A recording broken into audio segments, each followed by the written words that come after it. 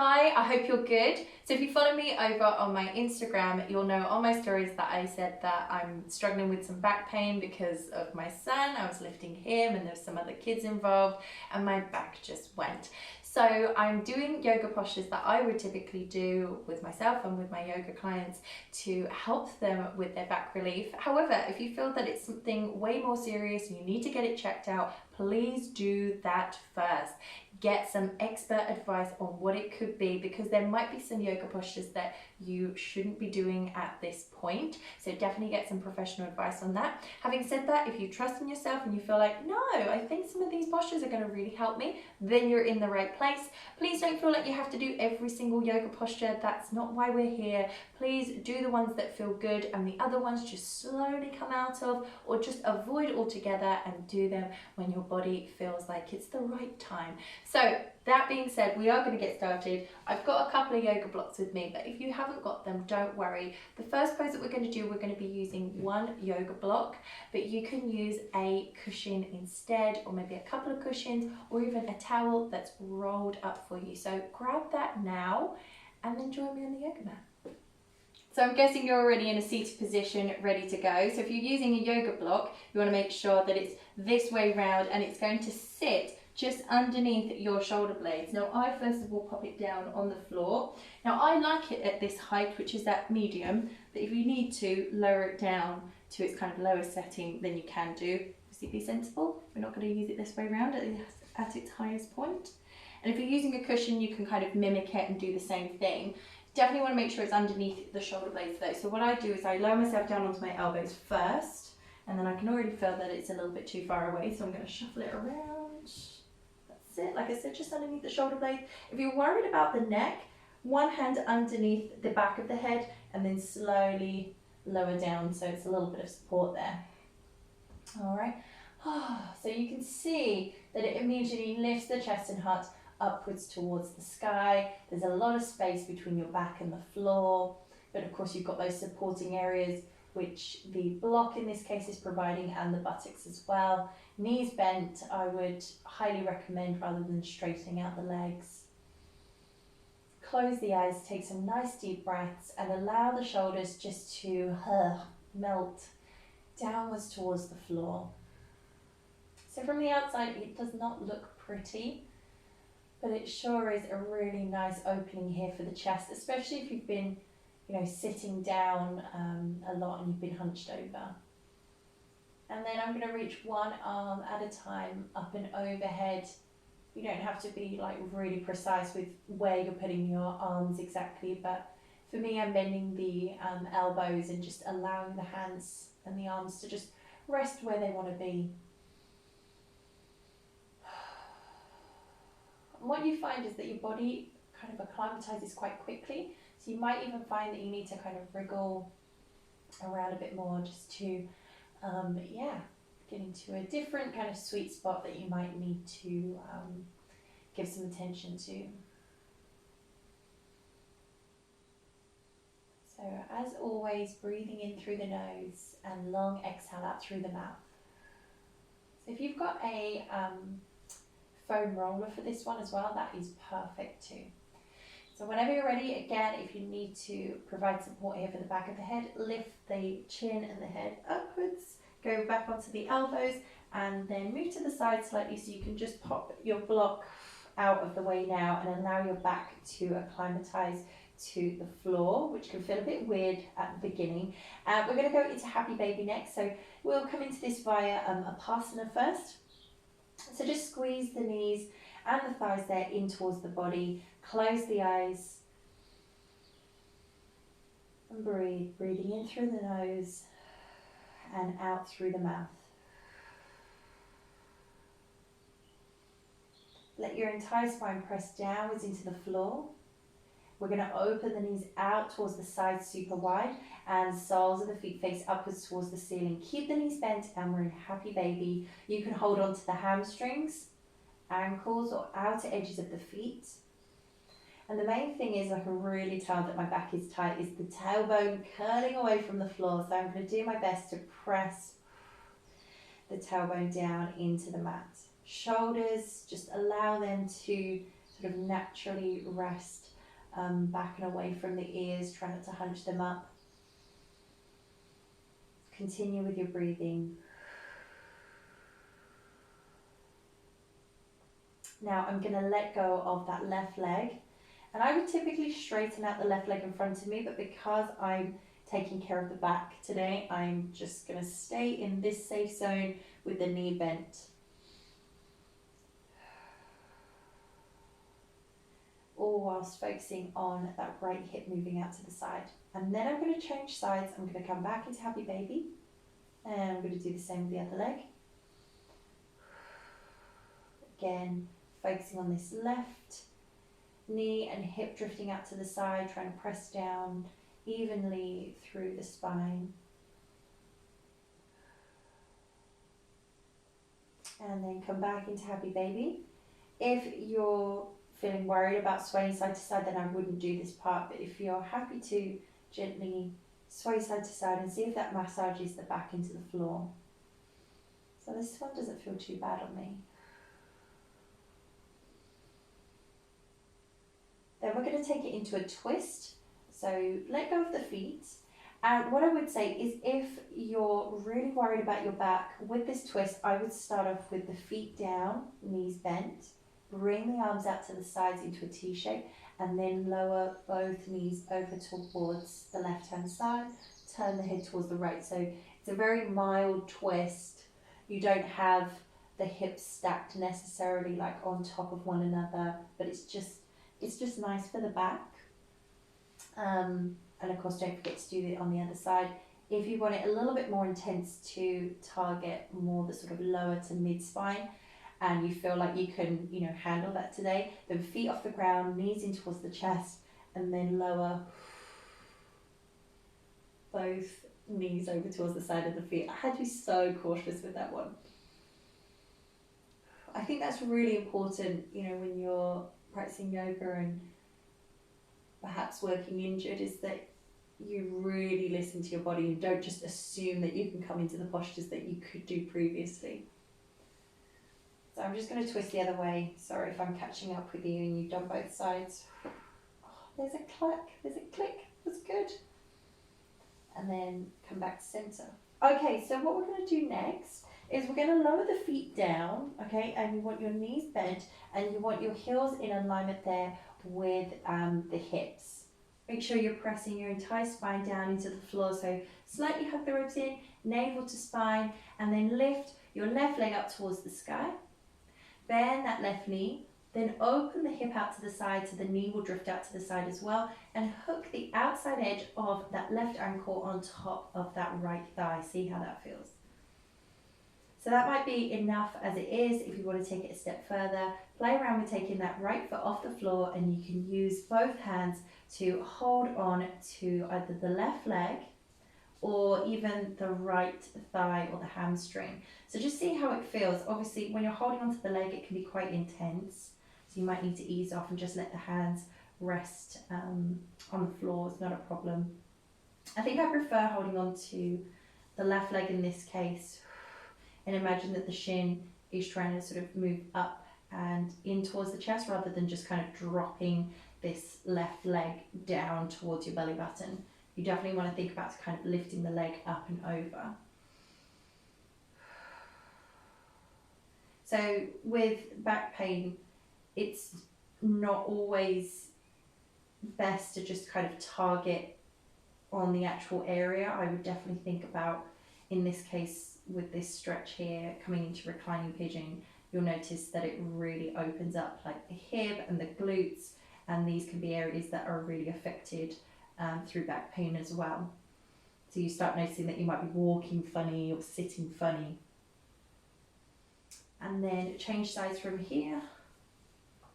So I'm going to do the same on the other side with the right ankle on top of the left leg. Let that right knee drift out to the side. Maybe bringing this left foot off the floor, holding on like so, holding on to the hamstring, or holding on around that right calf. You can straighten out this left leg if you want to up towards the sky, if it makes a difference to you. I can really feel these, so I've definitely noticed I've been walking funny. I've not been able to, pick up my kids and stuff like that. It's amazing how like one thing, it just has like this domino effect, doesn't it? It's so frustrating. And then whenever you're ready, slowly come down. Again, I'm going to bring the knees in towards the chest, give them a good squeeze and hugging towards me. Gently sway side to side if that feels good, if you feel like it's providing some relief. And we're going to come to a seated position now. So you just want to kind of scoot your hips along so you're nice and comfortable there seated, and come into Baddha Konasana. Join the soles of the feet together, knees and hips open out nice and wide, hands onto the shins or onto the knees, and gently lift yourself up. So we're not looking to create like a flat back or a straight spine or anything crazy like that. Obviously the spine has its natural curves, but I just really want you to see if you can sit yourself up a little bit taller.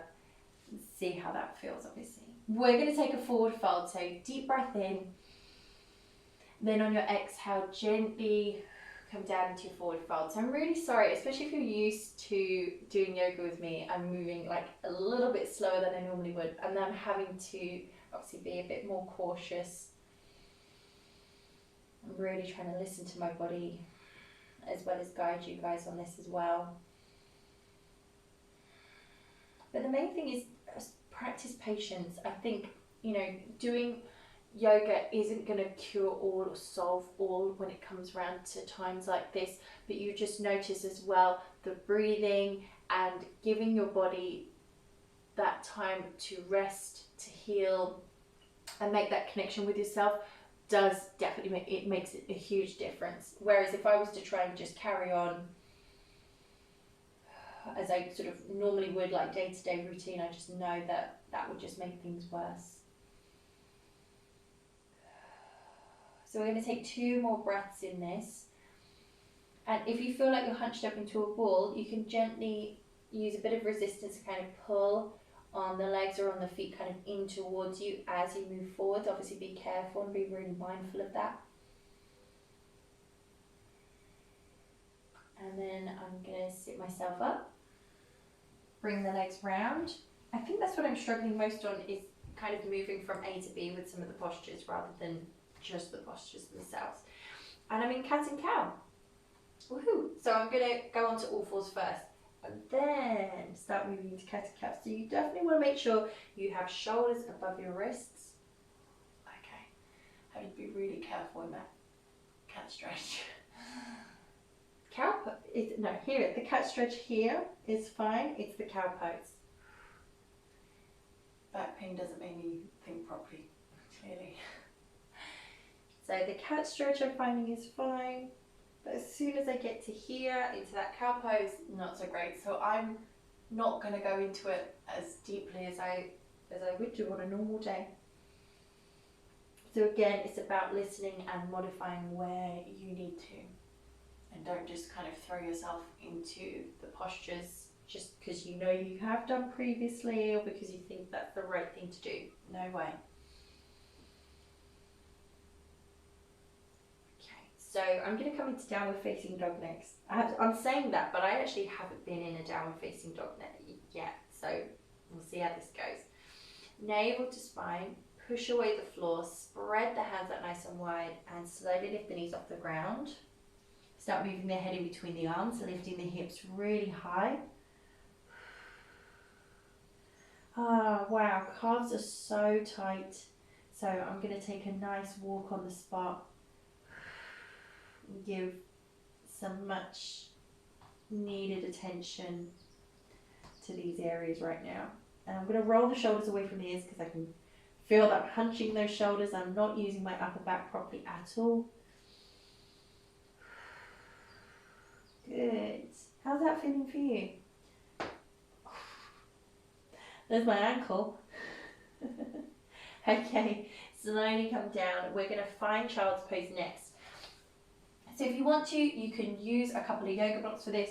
Like I said, if you don't have them, please don't worry about it. You can always, think about getting a couple of yoga blocks in future if you feel like they're really, really useful. I really like working with them. Never used to, but I definitely do now. So I'm using them on the highest point for me. I've got big toes touching together, knees nice and wide apart. Oh, that feels so nice, just being able to hang out here for a few breaths in stillness.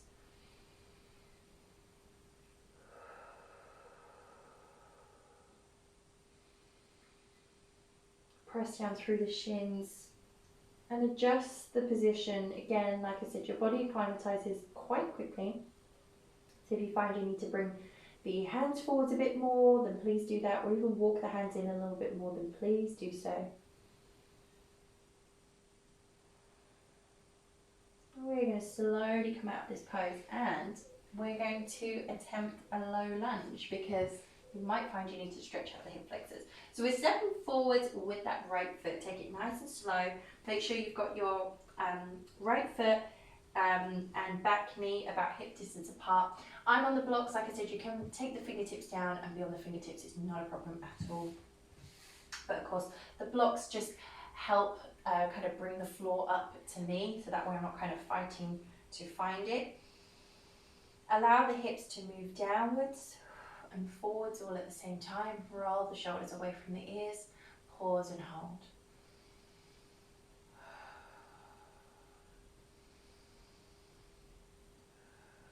So again, it's another one that doesn't look like much, but you can really help it feeling the hips, inner groins, again, all the areas that get really tight when you're in pain, because you know when you're dealing with back pain, it doesn't inspire you to move around. You feel like you have to move extra cautiously.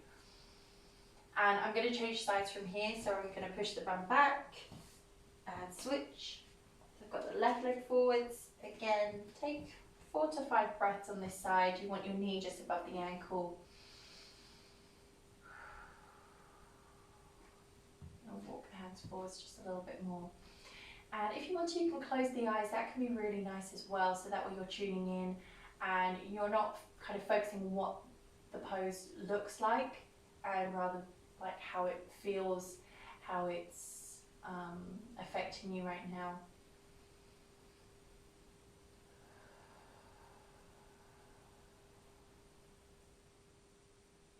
And we're going to change sides once again, but this time, you can try this one. There's a few variations you can do. Okay, so you can either just take the hand down to the floor, you can flip your block over like I've done, so that way you've got the left hand down. Now I'm going to start turning my body to the side. So again, err on the side of caution with this, coming into a twist. I've got left hand down. I've got the right hand on the right thigh, and I'm going to gently guide my body round into a bit more of a twist. And that might be enough, or you might find you want to bring the back foot off the floor. But if your body's saying no, then please don't worry about it. Now I'm doing these for the benefit of getting that quad stretch, and I'm going to take the right hand to hold on to that back foot. But of course, if that's not happened today and it's very, can be quite challenging for a lot of students, then please don't feel like you've got to do this one. But yeah, I'm definitely feeling it in the hips and in the quads as well. I think this time, with what's happened with me, is kind of brought to my attention that I've not been stretching out enough. Push the bum back. We're going to switch sides, which is very strange to say, I know, because I teach yoga, but while I'm teaching, I'm not focusing really on myself. I'm focusing on the people that I'm teaching. I'm focusing on my students. So yeah, I think I need to be just maybe focusing on myself a bit more in my own practice. I've got the right hand down, left hand forwards for my lunge. I'm going to go around the other side now. So I'm going to be facing you guys, and I'm going to slowly twist into it. So navel to spine with the twist. Slowly move yourself around. I can feel definitely my back singing to me at this point to be a little bit more, cautious. And then I'm going to bring you heel towards backside and maybe take a bind. I hate it when there's days where it's like, where are you? So if that happens, just bind with the top arm. Like, that's okay. So with this left arm, wrap it around the waist or hold on to the knee and thigh. One day this might happen. Don't worry about it. There's other quad stretches you can do, but I'm just throwing it in there so it's whilst I'm here in my low lunge.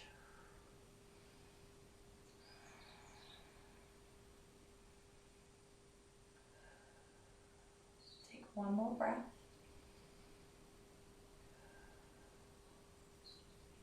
And slowly release. Okay. I feel like I'm moving so slow, I'm so sorry. I'm going to take it really careful today. I'm going to hang out in my cat stretch now. So I'm taking all fours, spread the hands out really wide. And I'm just going to round the spine. Lower the head down, tailbone towards the knees. And breathe.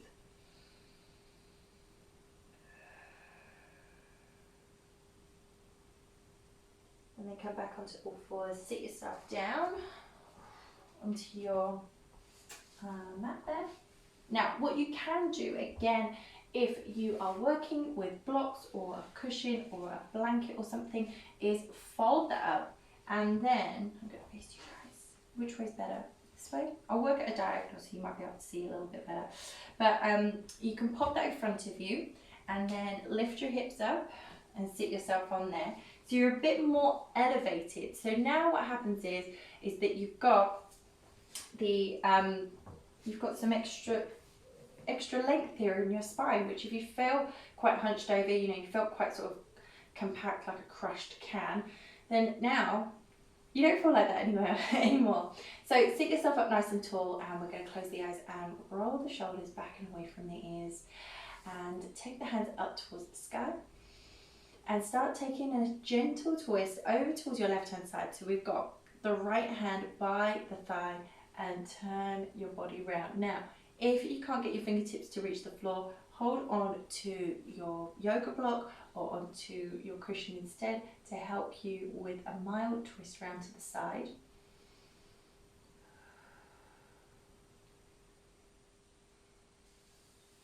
Slowly come out, reach the hands up, get nice and long here in the body, navel to spine, and again.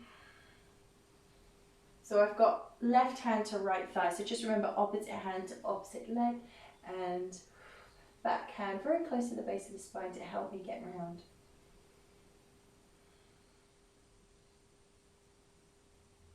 And then I'm going to come back to center. I'm going to crisscross the legs the other way. So I'm guessing you've gone towards more your habitual side. And wriggle the hips. Allow yourself to be in Sukhasana or any other seated position that suits you and your body at this point. And then hands can rest there onto the thighs or onto the knees. We're going to close the eyes. Take a nice deep inhale through the nose. And long exhale out through the mouth. And I just want you to remind yourself whilst you're here that, you know, you're not going to be in this pain forever. You should be really proud of yourself for doing something active, trying to help and heal yourself to recover, rather than just not doing anything at all. Make sure you listen to your body the times that it needs rest and the times that it needs little moments like this to stretch out, just have some time to move and not to be too hard on yourself. Thank you so much for practicing with me today. I really hope you enjoyed this practice. Namaste. Thank you so much. And I hope this provided you with some help and relief. I know this sounds really cheesy, but I feel like I can sit myself up a bit taller now, which is really nice for us. Before I started this, I was thinking, how's this gonna go? So I'm really sorry that I'm not my normal and usual self, but I think that's really important to put out there. I was actually going to avoid filming today, and I was looking at my calendar and just thinking, I don't know how I'm going to do teach and do that stuff. But at the same time, if you're not honest with the students, you're not honest with your clients about how you're doing and how you're feeling, you know, how is that going to be of any help to them or any motivation to them. We're all human at the end of the day. These things happen, and yeah, I'm glad you came along with me to do this, and I really hope it helped out, and I'll see you next time on the Yoga Mat. Bye.